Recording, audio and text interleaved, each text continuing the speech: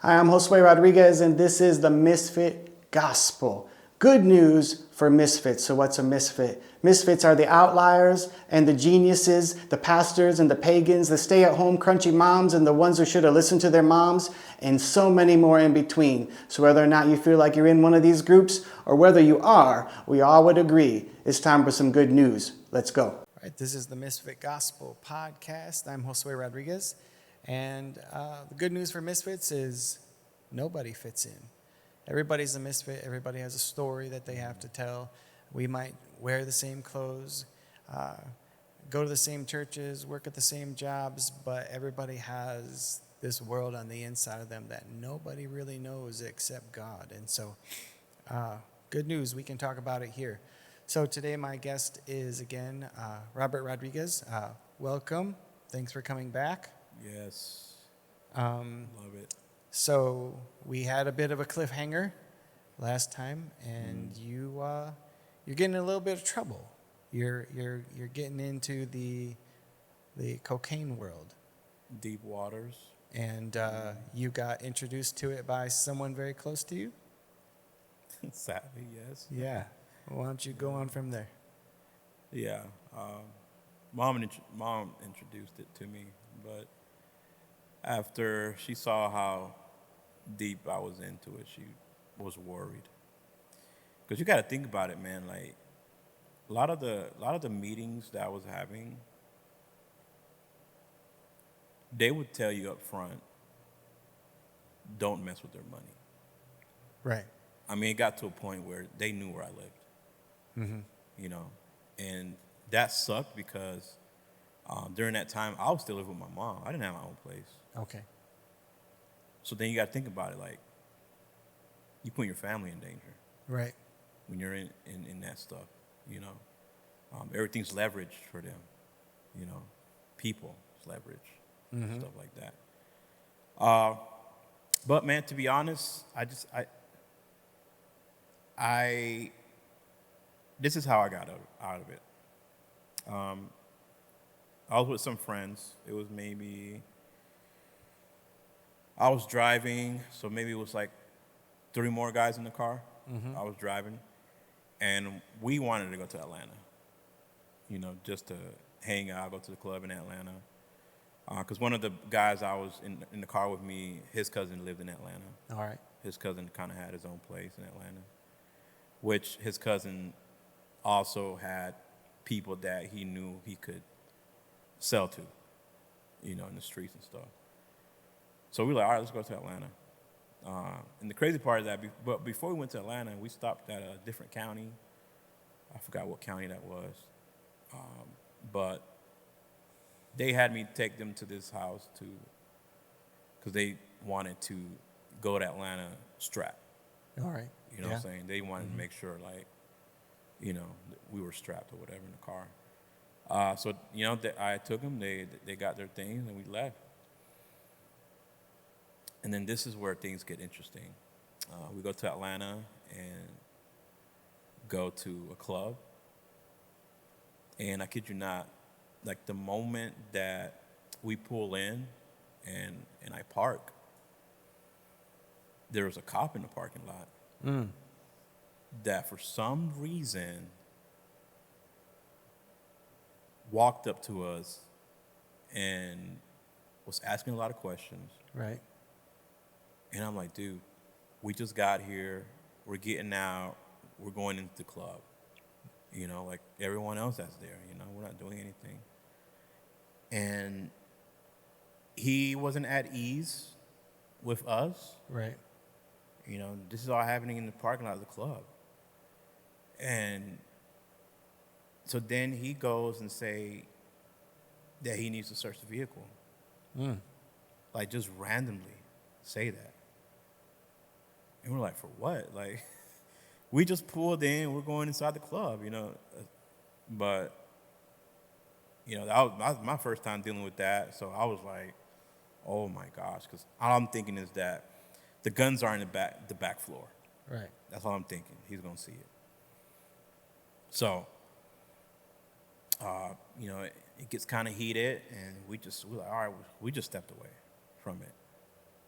We stepped away. He called another officer to come help him or whatever. So then he's flashing his flashlight in my car, and they find the guns. Mm-hmm. They find the guns. This is where it gets interesting. And what I'm about to share, you can decide on your own if it was God or not, But he sees the guns, handcuffs us, sit us down on the pavement, on the sidewalk. Mm-hmm. Like, dude, this is embarrassing. Like, in front of the club and all these people looking at it and stuff. And so the only person in the vehicle that doesn't have a record is me. All right. The other 3 guys on probation, they can't be near a weapon. That's against their probation. Right. You know what I'm saying? They can get in trouble. So I'm like, y'all not going to man up and, take claim of your stuff? You know what I'm saying? Like, I'm looking at them like, Are they putting it on you? No, I'm looking at them like, y'all, like, talk about being real. This is the moment. Yeah. You know what I'm saying? Like, just in the street, like, this is the moment where you be real. You know what I'm saying? Take ownership of your stuff. But they didn't do it. They didn't do it. And the chill and still nice Robert told the officer that it was mine. Because I knew they had record, I didn't have any record. They definitely would have been going to prison because it violated their probation. I took the blame, And because it was my vehicle and I confessed that, the officer took me instead of them. They actually let them go. But here's the catch, man. The officer took me and sat me in his car, and it was just me and him. I'm in the back seat. Also, I forgot to mention, that was my first time feeling metal handcuffs being put on me. Yeah. That's a real My that's heart, real life my right heart there. dropped. Right. Like, wow, that sucked, man. That sucked. So I'm in the back seat, and he gets up front, and he turns around. And this coming out of his mouth, he said, "I know those guns are not yours." Just like that. He's like, "I know them guns are not yours. I know you took the blame for them." And he was like, "But I'm gonna make sure I help, kind of help you." Okay. Or whatever. But he said, "But because it's your vehicle, and you confessed that openly that it was yours, I have to take you in." Like, all right. So we pull up. Actually, it was DeKalb County in Atlanta that I got locked up. We pull up to the jailhouse, and again, right before he takes me out of the car, he turns around and tells me, "I'm going to help you, and I'm going to make sure you go home in the morning." All right. I mean, these are his words. That doesn't sound like the normal thing when you get arrested for having No. guns in your car. That was not normal. Right. And I'm also say this, people might, get a little in their feels about it, but look at my skin color. Yeah. In school, nobody knew I was Hispanic until I spoke Spanish. Right. So in the streets, people think I'm African American. Uh-huh. Then I tell them, like, "No, I'm Hispanic." And then they give me a nickname, Panama and all that stuff. And the cop was white. It was a white officer Right. that looked at me and knew I took the blame, and look at me and tell me, "I'm going to make sure I get you home next day." Right. Yeah. But I still had to go to jail. So, man, I had to experience the whole orange suit thing, Really? the whole slippers, Crocs, whatever they got in there. Chain on my ankle, chain on my wrist.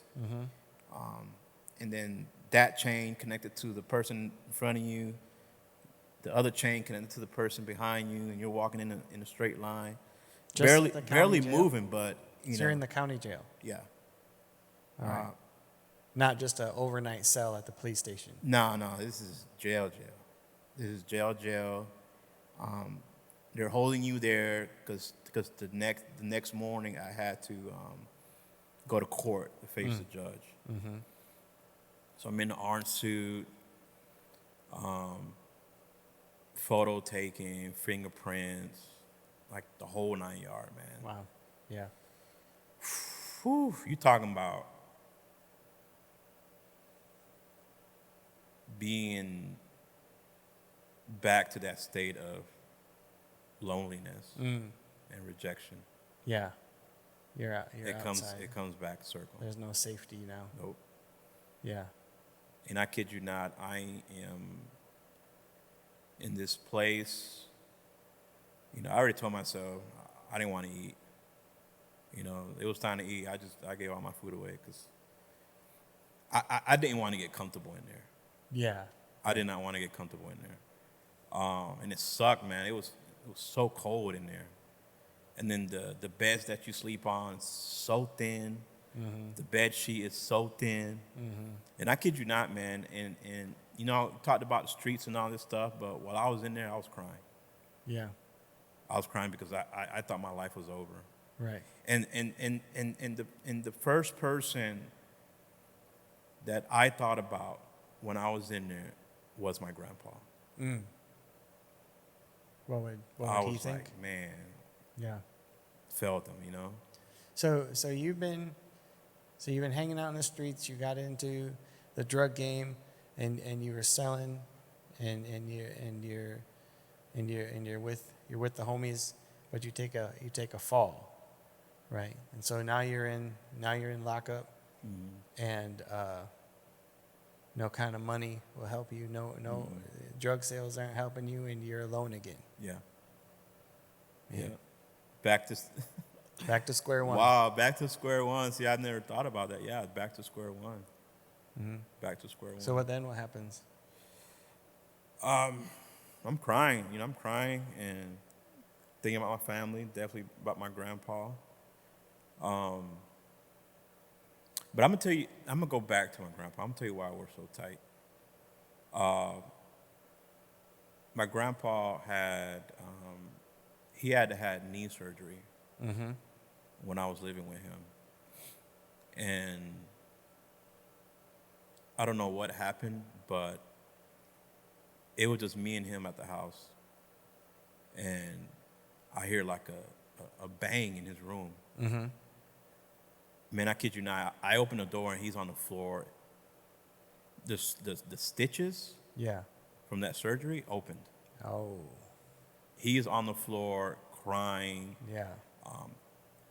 Blood surrounding him because the knee is open from that surgery. That's tough.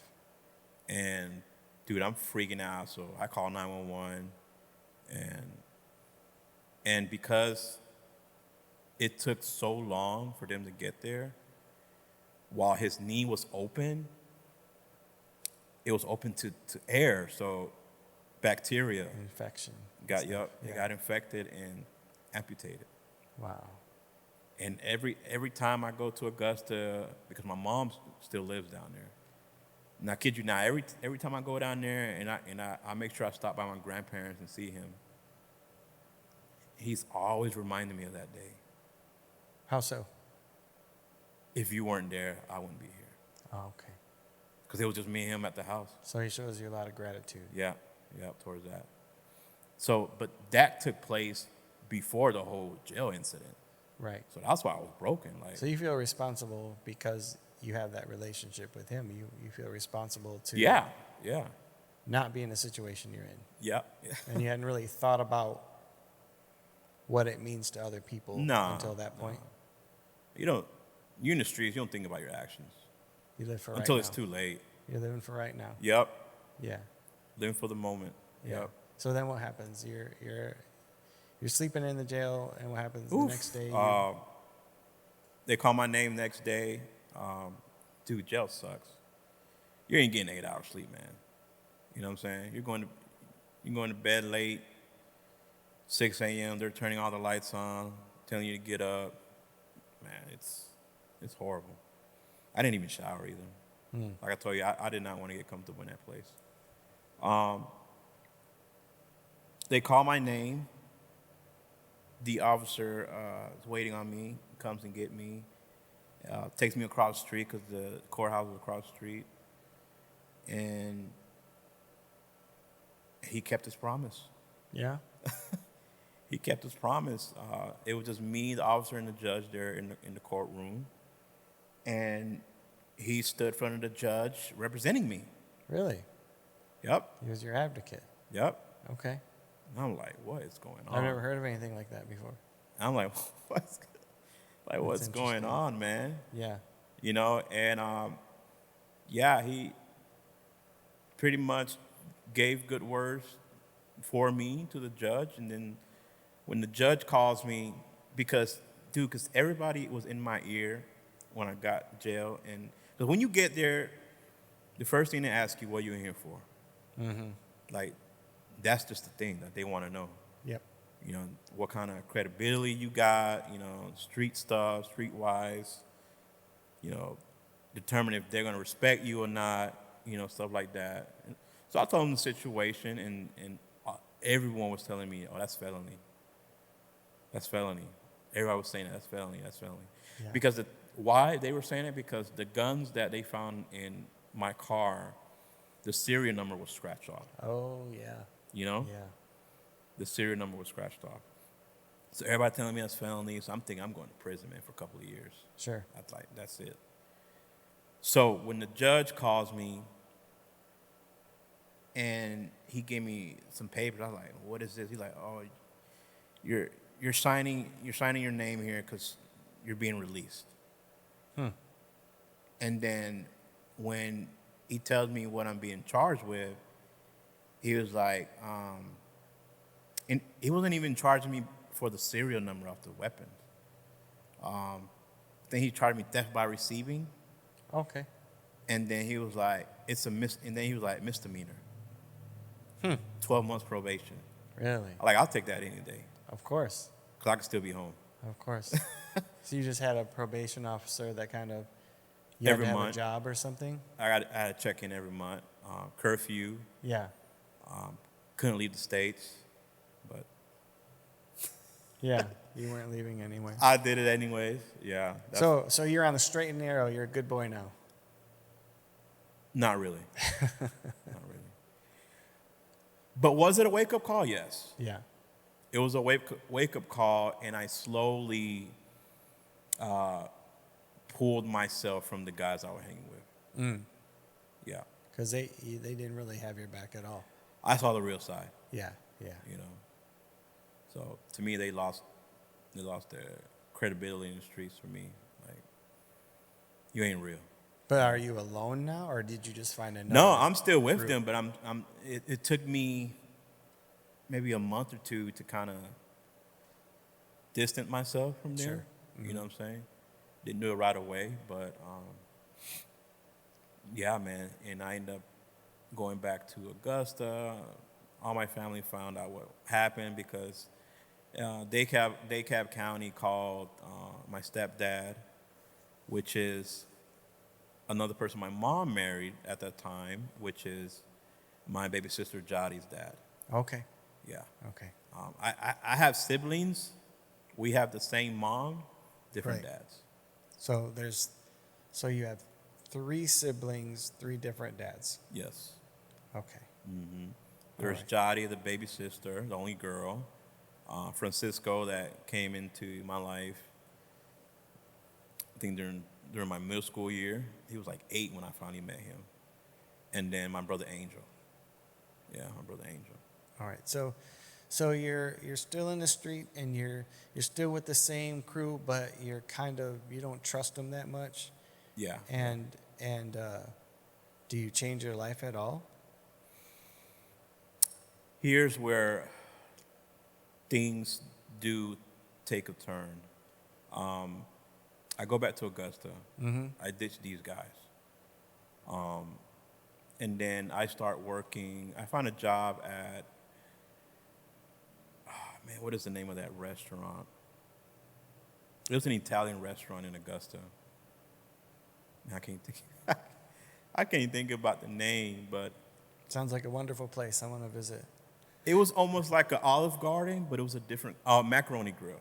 Macaroni Grill. Yeah, Macaroni Grill. Not sure if you guys heard of that, but there was one in Augusta. I started working there. Because I was like, I need to get my life together. Because the whole jail thing kind of pulled me away from the coke world. Like, it's almost like I needed that. Was it like a mark on you? Like, we're not going to mess with this guy anymore. We're not going to deal with him anymore? Sort of. Yeah. Sort of. Yeah.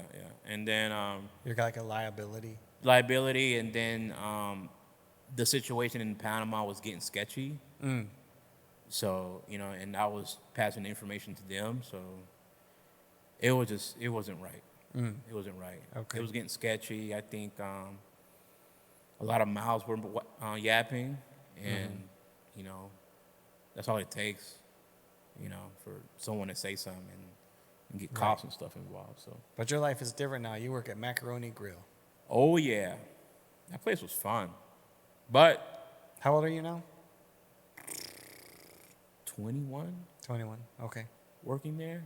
Yeah. I'm still young. Like, Yeah. a lot of stuff is happening at the young age. Man. Right. Like back to back. Stuff happening in 1 year, and the next year another full of things. But, okay, this is where things start turning. I started working at Macaroni Grill, and I met a sister there, Nicole. Man, she was like maybe 15 years older. She's a grown woman. She got kids, Right. But, she's Hispanic, and, man, we just hit it off, dude.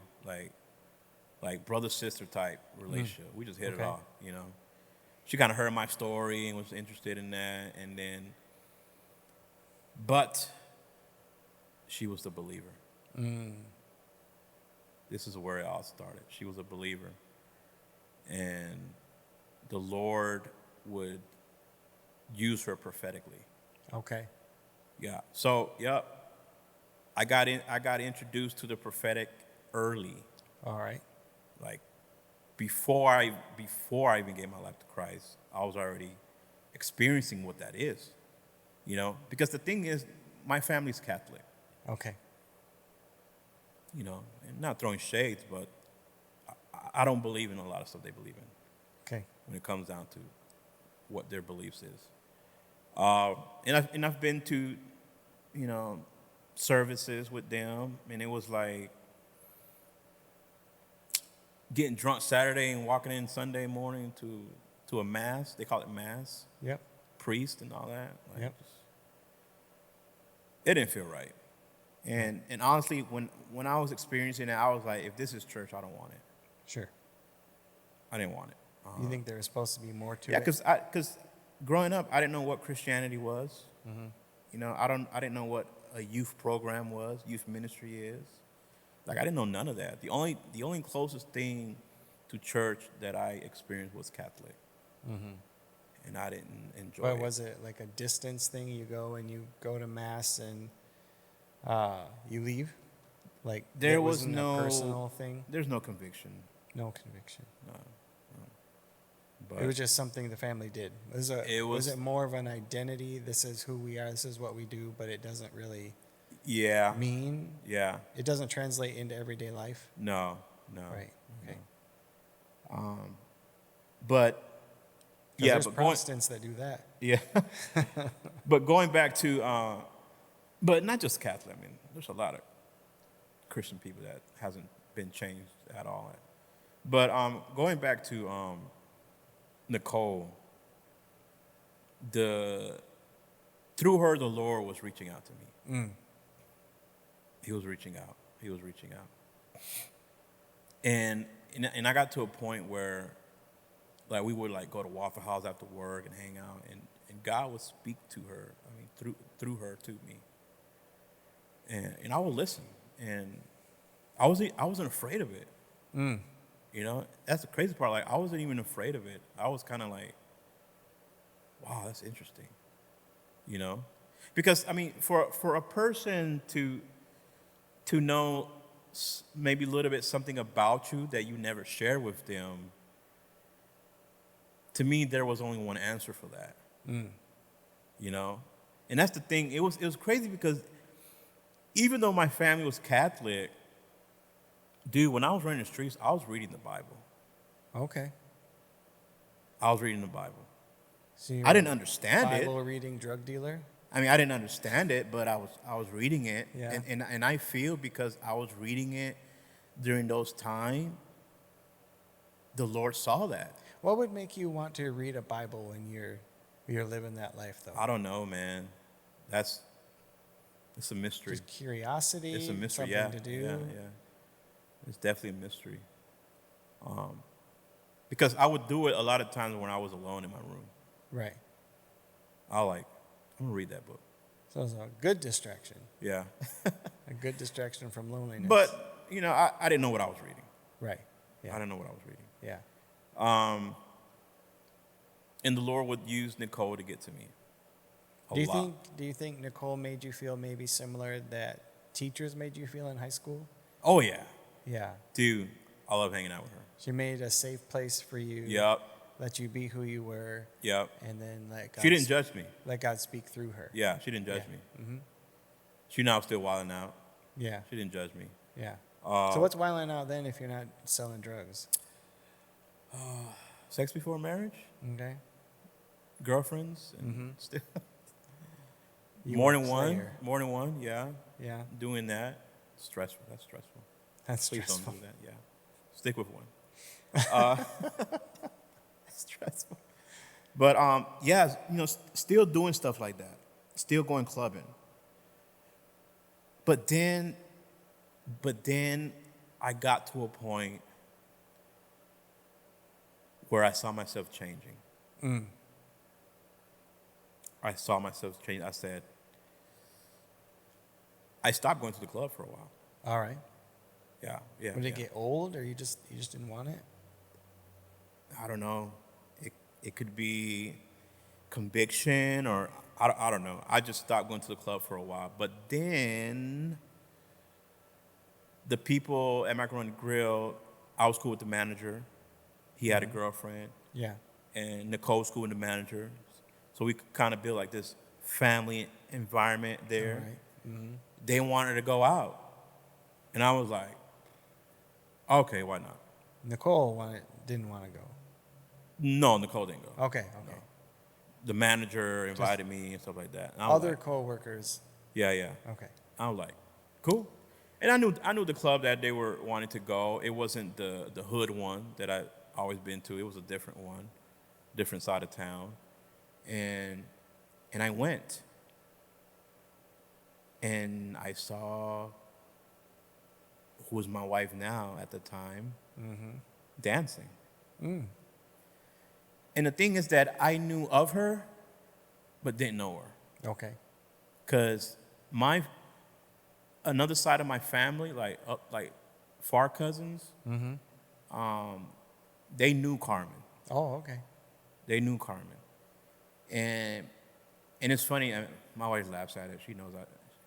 Because I told her, like, babe, the things I heard about you weren't good. Because she had a bad rep. Yeah. In the streets, you know. She was wild, she was mean, she was, you know, all this stuff. But before I saw her at the club, I saw her before that. Okay. You know, and kind of knew who she was a little bit. Yeah. I knew that some of my family knew her, but I wasn't interested, you know, because Right. I was with someone. And Sure. when I saw her, it wasn't like, I was like, oh, I want to talk to her. No, it was just someone that, you know, some of my family said that they knew. And because the first time I saw her was at a Mexican restaurant. My wife worked at a Mexican restaurant for 8 years. Okay. You know, and at that time, we went out to eat, and she was our waitress. I'd say waitress, yeah. So then I saw her at the club, and I was like, well, I kind of know her. Right. You know, I didn't know anyone else, and I kind of know her. And she felt the same, because she was on the dance floor, but she didn't want to dance with anybody. But we walked up to each other and was like, hey, I saw you at the restaurant. She's like, yeah, I know some of your family. And so then she was comfortable enough that, like, okay, I kind of know him, so I wouldn't dance with you. You All know? right. So that's how we connected. No smooth talking. You were just like, yeah, I know you. All right, cool, we can dance. Yeah. And then, but this night was different because the club at the time, it was like a 25-cent drink. Man, that's dangerous. Yeah. That's dangerous, bro. Oh my gosh. 75 cents probably get you, you know. So my wife, you know, she was kind of tipsy, and I told her, hey, let me get your number. That way I can make sure you got home. Right. And that was the reality. It wasn't like me hitting on her. I just saw her condition. I know it was dangerous for her to drive. And I was like, call me when you get home, you know. And that happened, and I never looked back. We ended up, you know, dating. But the thing, why I brought that up, because I said that my life was changing. Right. And I didn't want to go to the club anymore. Right. But then when I went to the club with my work crew, I saw Carmen there. Sure. And I started having feelings for her after a while. But because she was a clubber, that pulled me back Okay. from trying to do good because I wanted to be with her. Sure. You know what I'm saying? So that happened. We start dating, but then something takes place. Even with her, you know, I was wilding out. I was doing her wrong. You know, still messing with other people. But then a lot of that, when I saw what I was doing to her finding out, her being hurt about it, Yeah. it seems like everything that I was holding on to my whole life growing up, finally exploded. Oh, okay. And then that's where I fell into a deep depression.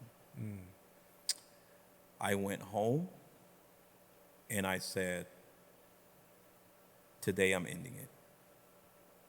Today I'm ending it. So I wanted to take Had you felt this way before? Huh? Had you felt this way before? No, it seemed like this heaviness, like everything just like, the stuff that I was holding in just finally reached surface. You lost reached the threshold. You couldn't hold it in anymore. Yeah, that was it. Yeah. Because You burned it out. like I said, you know, and at the first part, there was an emptiness, there was a void. Right. Even dating wasn't filling that. Sure. It wasn't fulfilling that. And I'm like, so what will? You know what I'm saying? Like, I didn't, you know, God was speaking to me, but I didn't have a relationship. Still through your coworker. Yeah, but I didn't have a relationship with the Lord. Sure. You know, so I'm still not all there. And I'm like, Had that concept even occurred to you yet, though? to give my life? No. To give your life, okay, No. so I mean, you have a coworker that is in tune with the voice of God to impart information to you, Yes. but the actual concept of needing to be saved never came up. No, Okay. never. And I went home, took I remember it was downstairs, took a handful of pills and drunk it. to end my life. You know, I was like, if I am going to continue to experience this, then I don't want it anymore. Right. You know, so like, what's gonna fix it? So had you been feeling this way and been distracted enough not to pay attention to it to the point where the distractions To were end gone? it? No. Like the heaviness or whatever finally broke the surface? Do you think you just had enough things to be distracted from it by to a point where you all of a sudden it was growing and you didn't know it? Yeah, it was Yeah. definitely growing. Yeah. It was definitely growing, and I just finally came to a stopping point. I Was it that loneliness or was it really that void that was just kind of eating at you constantly, just swallowing up? Oh yeah, Maybe because hope because and I things man like that? because I've tried so much things that it wasn't helping. Right. From doing things in school to be cool, to be accepted, to receiving validation from my teachers, to running the streets, being accepted in the hood, in the projects, you know, to being respected in the street, to finding a awesome girlfriend, you know, which is now my wife. Not yet though. Tried everything, and none of that was working. Right. None of that was working. Right. So I said, why not just end it? Sure. My body fell on the floor, went to a state of shock. And I'm trembling. But God had a different story for me. You know, got up from that. That was definitely a wake-up call. So you didn't even pass out or anything? I just couldn't stop trembling. My body couldn't stop trembling. Right. Okay. Because all the medication that was in me, Yeah. it was too much. It was too much. It's almost like, you know, your limit, like, okay, this milligram of Tylenol, you can only take 2. Right. If you pop 4, you're going to feel like a certain way. Might mess up your stomach. I'm talking about 6 or 8 Yeah. coming in, you know, my body. But so, pushing forward, my wife, I'm dating Carmen, and then we're living together. And then we wake up one morning just to hang out, and by this time we're engaged, and we're planning our wedding for the following year. I wake up, and we wake up, but then before this day happened, God had one more last thing to say to me at Waffle House. At Waffle House. And this time he was laying down the hammer. Did you work at Waffle House now? No, it was just me and Nicole spot to eat. Oh, okay. Man, I love Waffle House. I still love Waffle House. Talk about Waffle House. Waffle House has a special place in me and my wife because that's where our first dating place. Oh, okay. Yeah, that was our first So dating after place. the club, that's where your first. Yeah, because my date my was. wife at the time, that was my girlfriend. She was a bartender at the club. Yeah. So when she got off work, we would go to Waffle House. Okay. And that was like our first date, Yeah. you know. But we wake up one morning, we're living together, we're engaged, you know, still not serving the Lord. We wake up one morning, I still remember this day, blue Miata, that was my wife's favorite car, 2-door manual, little car. And we get on the road and it just started acting up out of nowhere. You know, but before that, see, that happened on a Monday. The weekend before that happened, we went to a youth conference Okay. because my brother Francisco, this is where he comes in, he gave his life to the Lord maybe 4 years already, Oh, okay. serving the Lord. Right. And he's constantly praying for me, you know.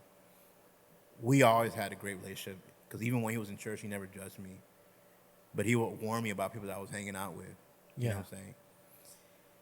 He invited me and my wife to, well, his pastor, my brother introduced us to his pastor at a restaurant. His pastor invited us to a youth conference. We were like, why not? Let's go.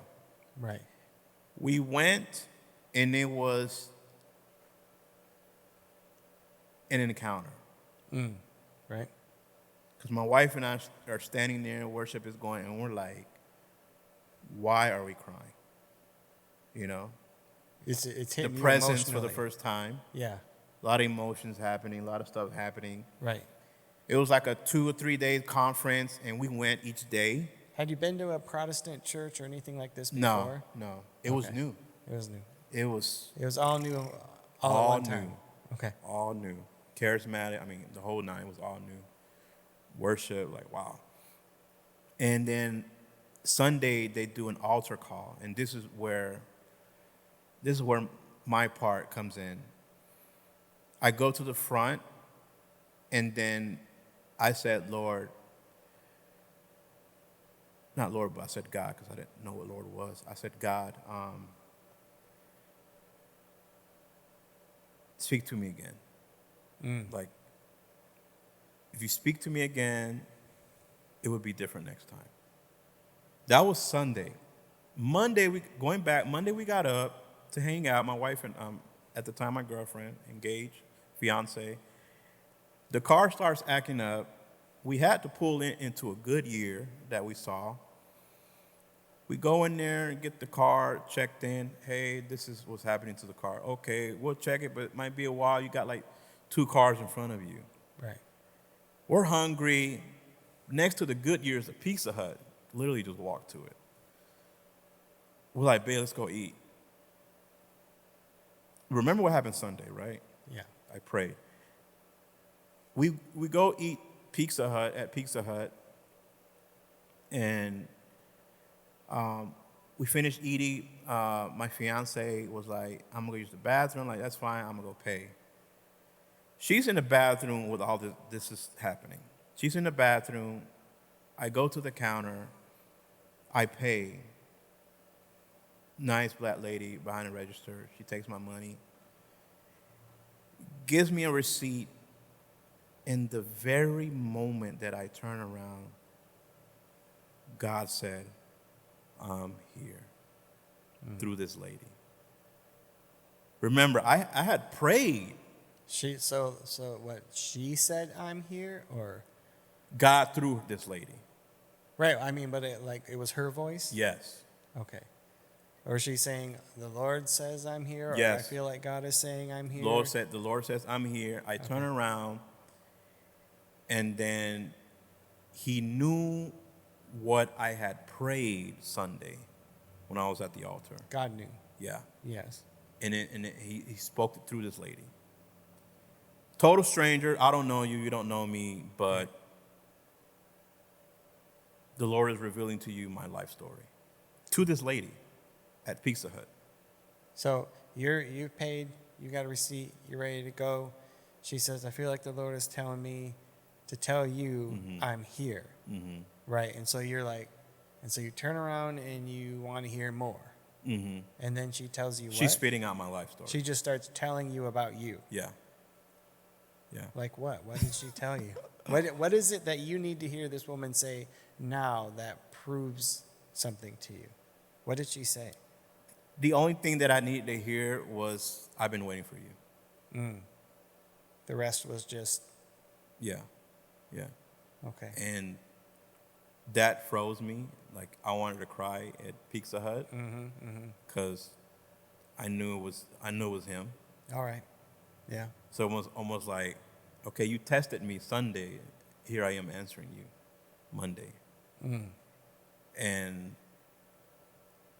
But then that happened. My wife comes out the bathroom. We walk to Goodyear, and I was like, you would not believe what just happened. But then I'm crying while I'm telling her I'm crying. And that's when I gave my life to Christ. It was that moment, that encounter that I needed, you know. Even though I was already encountering him, Yes. this one just felt different. Right. It felt different. So in that moment, you just say, you just gave up. You're just like, I'm That's in. it. I'm in. Yeah, I'm in. You didn't pray a prayer right in the parking lot? Nah, or dude. Get down on your knees? Dude, or anything nobody like that? came to me, repeat after me. No. You don't have to do that? No. There isn't a special prayer? No, there's no special formula, man. I believed, Yeah. and I gave my life to Christ. You were just My like, wife, my fiance, and myself did it together. So even in that moment, that was enough for her? Your story was enough for her? That's it. That's it. That's Okay. it. Because during the conference, she was already experiencing him. All right. It was Right. new. It was new to us. Right. You know, she was already experiencing him. And then to hear that was like, let's do it. Yeah. You know, let's do it. And then we had to rush the wedding. How old are you now? 22, 23. Okay. Yeah, we had to rush the wedding. But it was beautiful because then we were still living together. Mm-hmm.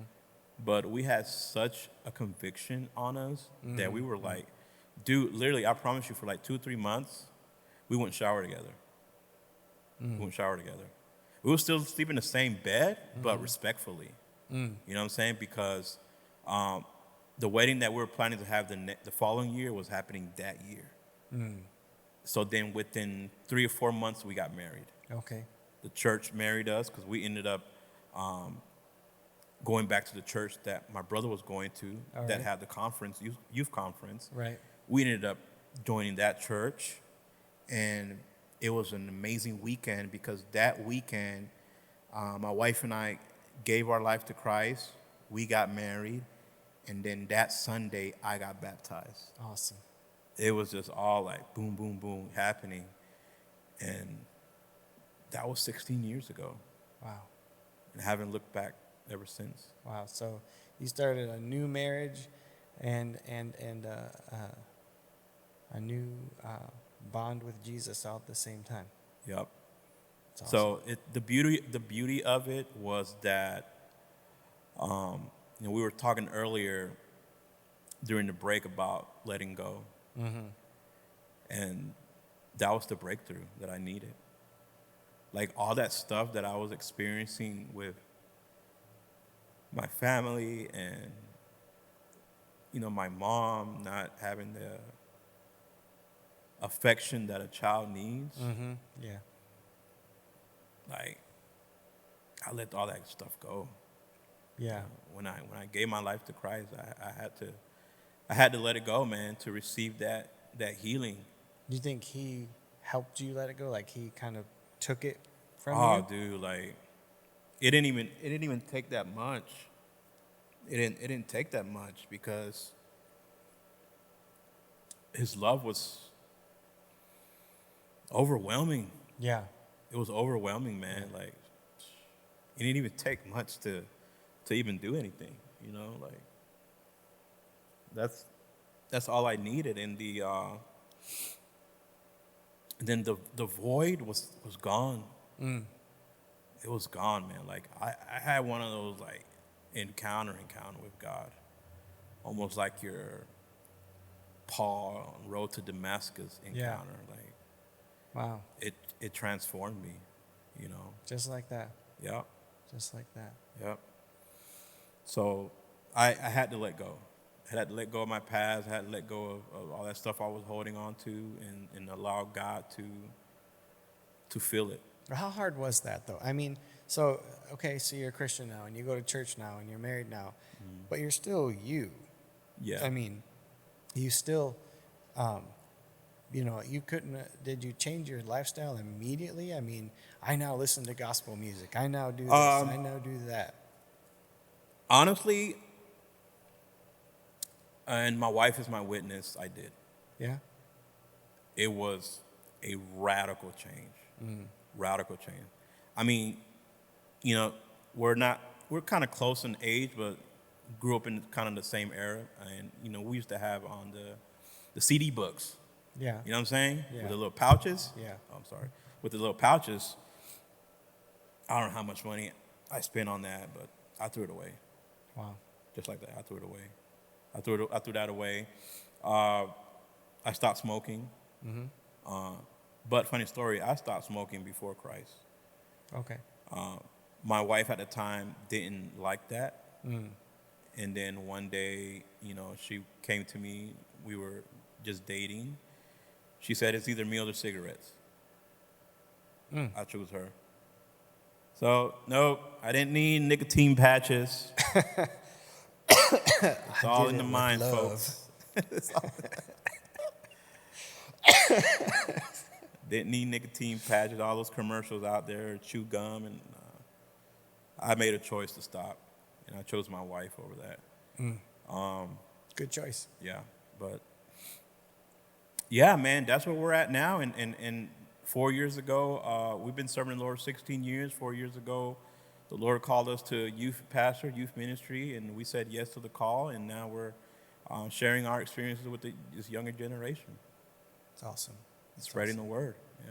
So telling your story to people, and hearing you say things, hearing yourself say things that I can't believe I lived that way. I can't believe I did that.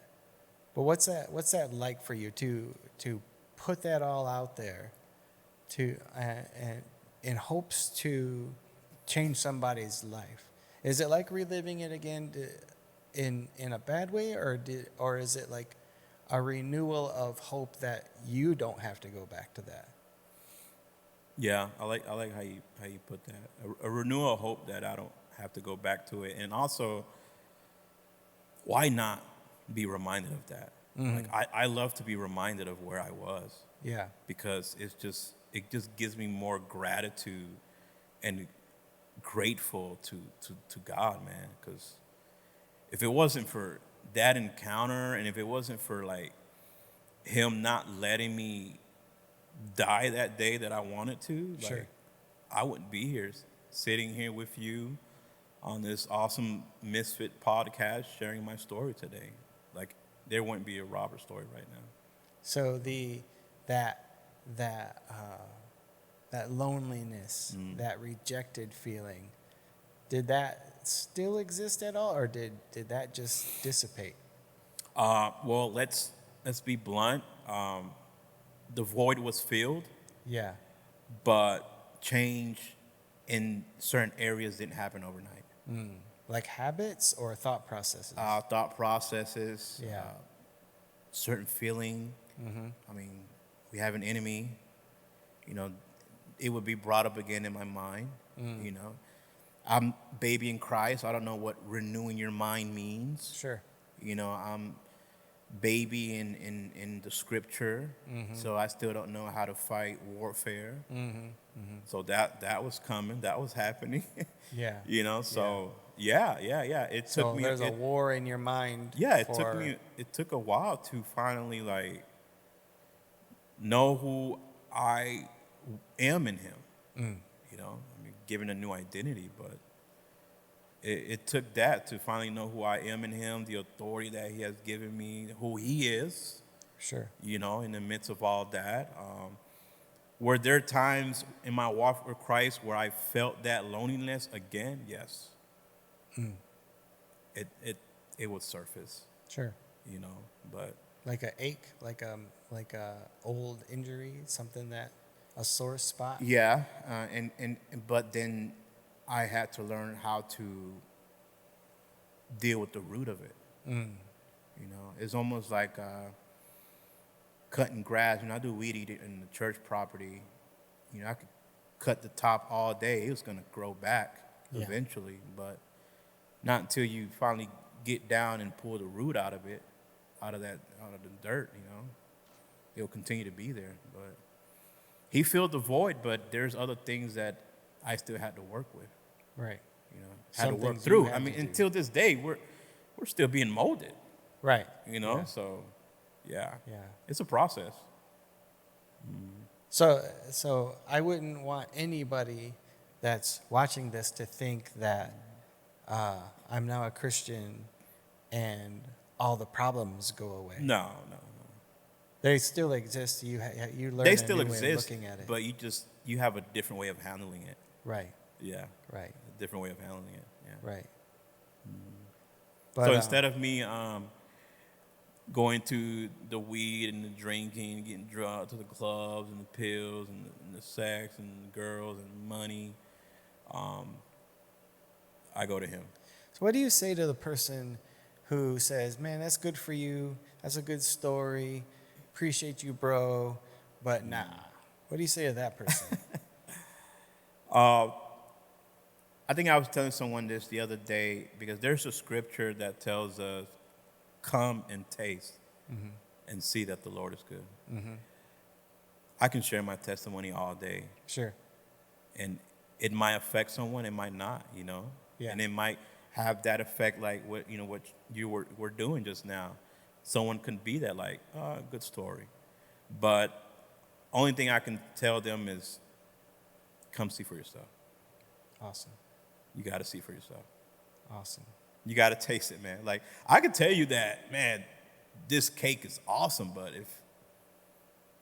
if you're not tasting it, you're not going to really understand it. Right. So, yeah. Right. So my encouragement is come and see and taste that the Lord is good. For yourself, for yourself. So.